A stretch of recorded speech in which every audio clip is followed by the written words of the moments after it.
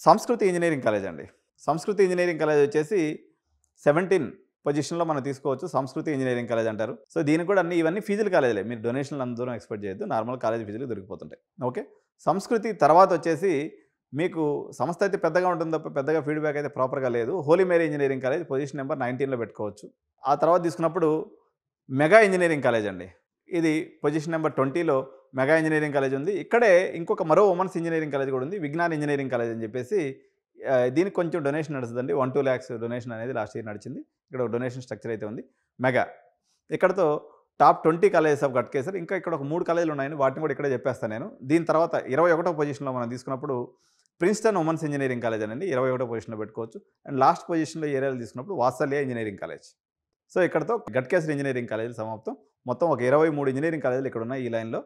So, ఇది ఓవరాల్‌గా engineering కాలేజీలు, గట్కేసర్ రీజియన్ యొక్క స్థితిగతులు, పరిస్థితులు, ఫీజులు, వివరాలు. వీటిలో ఎక్కడైనా కానీ మీరు అడ్మిషన్ తీసుకోవాలనుకున్నట్లయితే మా ఎడ్యునైన్‌ని సంప్రదించండి. మీకు కాలేజీ రేట్ మీద మేము తక్కువ రేట్‌కి నెగోషియేట్ చేసి తీసిస్తాం.